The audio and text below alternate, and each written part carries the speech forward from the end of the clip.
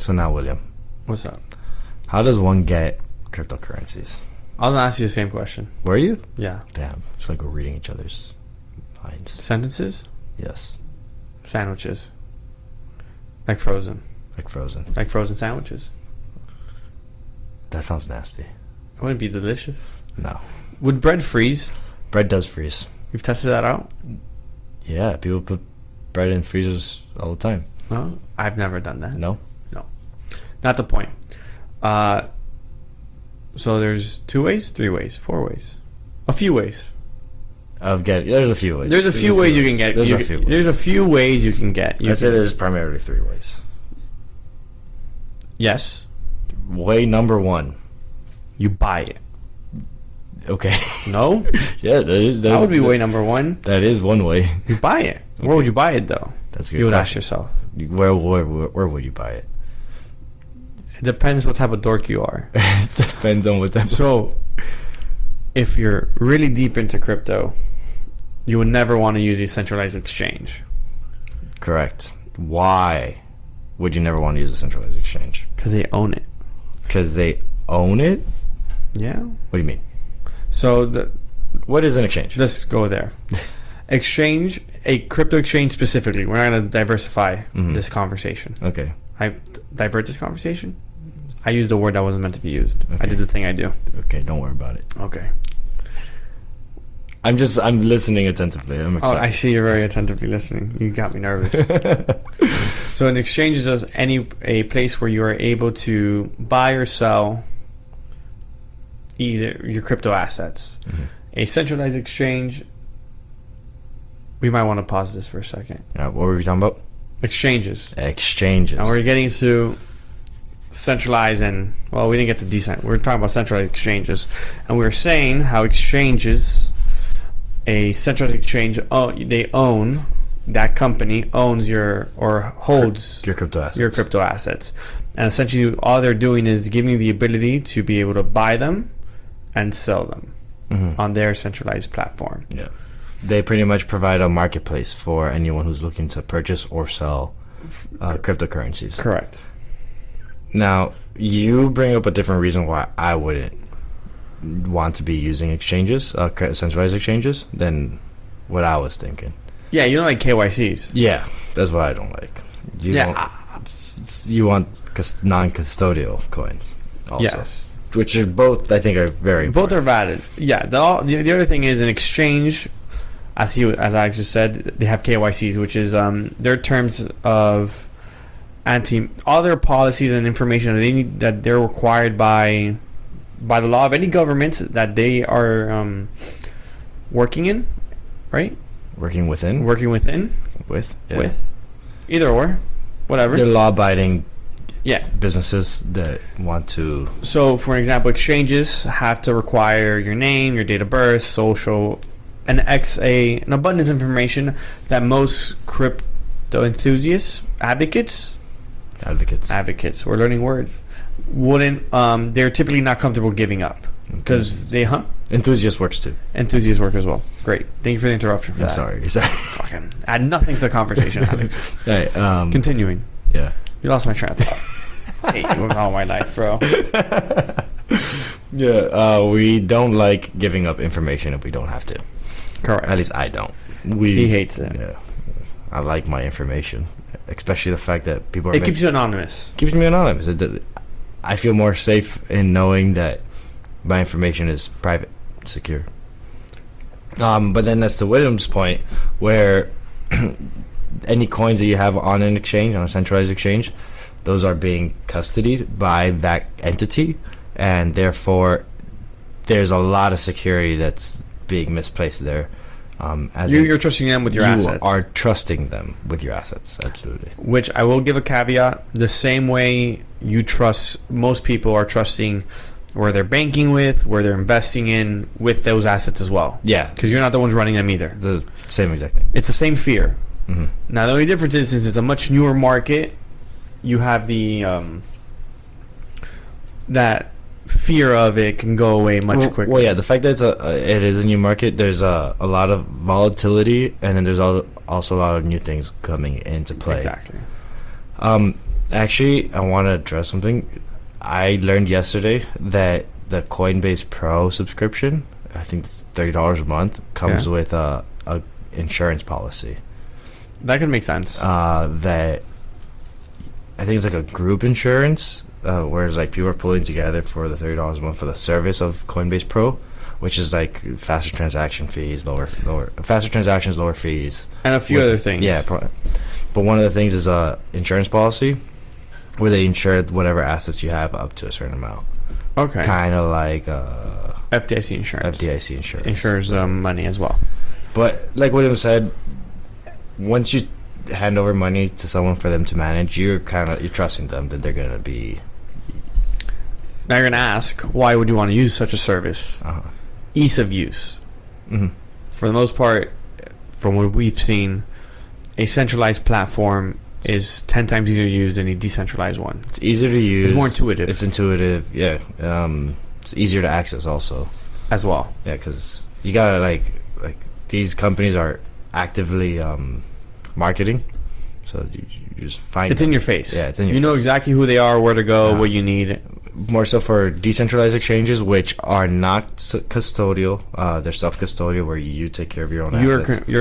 And there's no need to put in any personal identifying information. It connects straight to your wallet. It's just connecting to your wallet. It just wants to make sure, are you a user of this blockchain network? Yes, you are.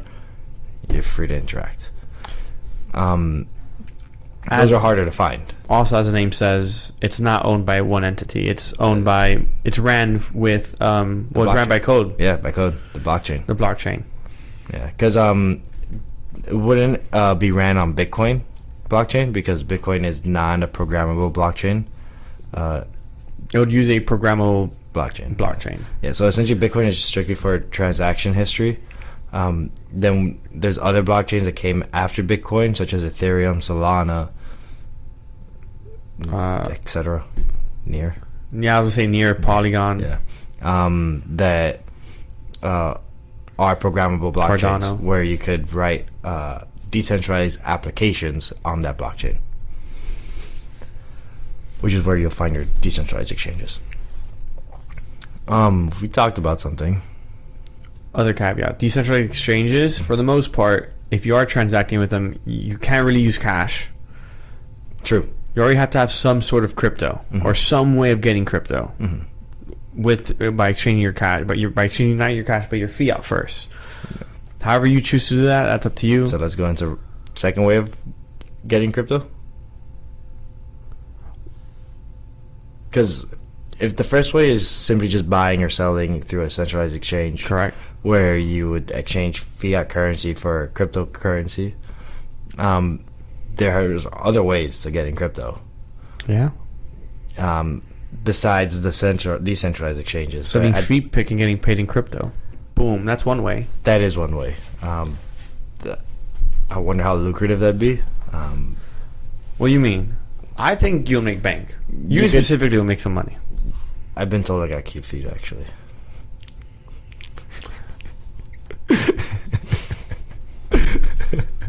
Alright, so getting back on track. You could either sell goods or services, products, or just work for crypto. You gotta find someone willing to pay in crypto. In any form of crypto. If someone's, I'd be happy to pay in crypto. I like crypto. Okay. So what's your other way? I'm assuming that wasn't your second way. That is the second way. But that was the one you were gonna say? That's the easiest way for people to go. Yeah, that was gonna be my second way. Okay. Yeah, all you have to do is open up a crypto wallet, and then just give that address to someone who's willing to pay you for whatever. Now the third way is a little bit more technical. It does require a little bit more know-how on how computers work, and for the most part, you could find someone. If you don't know how this works, you can find someone who could do it for you. But you would essentially start mining or validating transactions on the blockchain of your choice, and as a reward, the blockchain will be like, "Oh, you're a good validator or a good miner. We're gonna give you back some cryptocurrency in exchange for providing services to the blockchain network."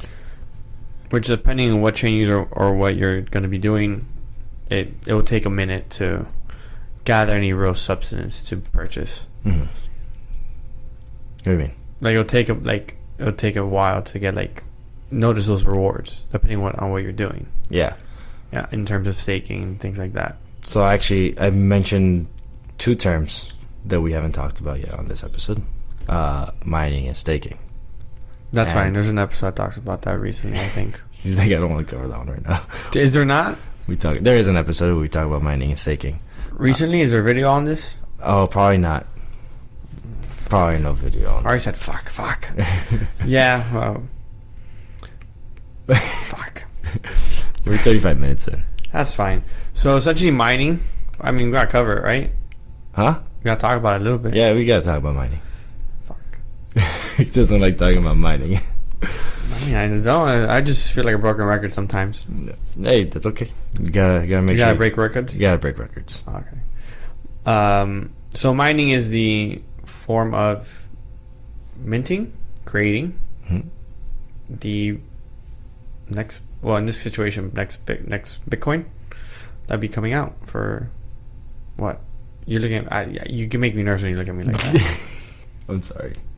I'm so sorry. You got me going ums and tums. Okay, I won't look at No, I don't. You I like this guy. I don't want to talk about mining anymore. You got that. Oh man, This guy. Oh, I gotta talk about mining. I feel very comfortable. Okay, I see.